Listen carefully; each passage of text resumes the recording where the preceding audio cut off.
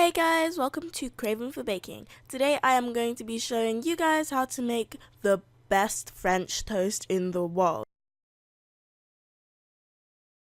So here I've got my bread, and you want to make sure that you have a kind of dense bread so that your bread doesn't break on you when you're dipping it in the egg mixture. So then you want to cut that into about thick slices, so I think that's about 1 inch. And then you just want to cut as many slices as you want. I had some leftover egg mixture when I made 4, so you can kind of get an idea of how much you would need to slice.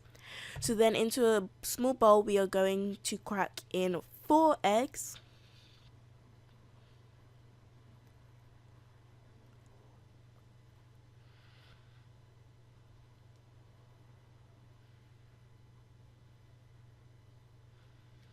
And then using a whisk we are going to mix that together until it's very light and foamy.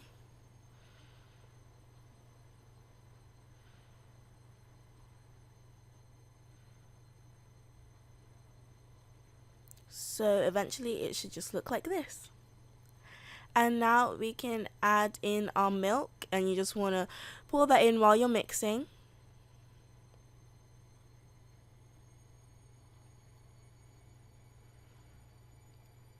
And now we can add in our 2 tablespoons of sugar, and you don't really need a lot since we're going to be adding fruit, maple syrup and icing sugar, so you really won't need a lot.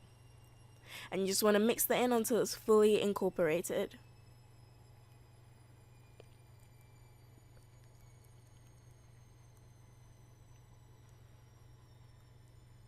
Now we can add in our spices. I'm adding in cinnamon and nutmeg, and you can add in any spices you want, but I just really like the combination of cinnamon and nutmeg, and it tasted absolutely amazing in this French toast. And then I'm going to mix that in so it's very well incorporated, and there might be a bit of lumps of cinnamon and nutmeg in there, but that's unavoidable. You really can't avoid that, so just mix it as well as you can to break up the lumps of spice.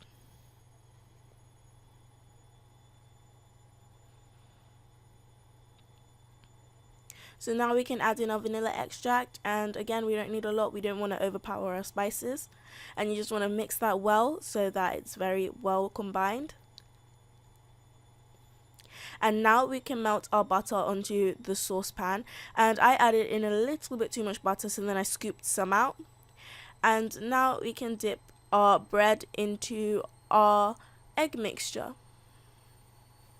So this process is simple. You just want to get your bread slice and dip it into the egg mixture. You don't want to leave it in there too long, otherwise it will soak through and then you'll get a really soggy dough, and you really don't want that. So just dip it in for about 3 seconds on each side, and then you can put it into your frying pan and let it fry.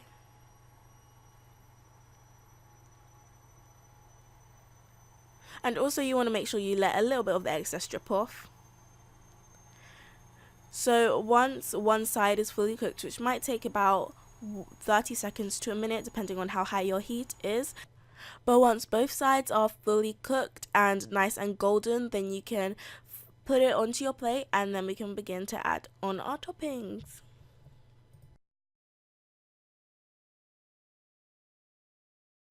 So now you can add on your toppings. Here I am putting on a slice of butter, and then I am drizzling over some delicious maple syrup. And drizzling over some maple syrup. And then here I went crazy with the decorations and the kind of edible decorating things. So I added in tons of strawberries and tons of raspberries, but the fruit actually did make it taste even better in my opinion. So you just add anything you want. You don't have to limit yourself to strawberries and raspberries. You can add blueberries, cherries, anything you want, chocolate chips even. Oh, that would be so good. So add anything you want. This is a really easy and versatile recipe. It's really quick to whip up in the morning, or you can even have this for lunch, have it for dinner. So yeah, you want to sprinkle that with some icing sugar to finish it off, and here you go. Here is your finished French toast. Doesn't it look adorable? Maybe my one looks a bit overdone, but I assure you it tasted amazing. So you can slice into that and enjoy this amazing breakfast, dessert, lunch. I hope you enjoyed this recipe, and I'll see you for my next one. Bye!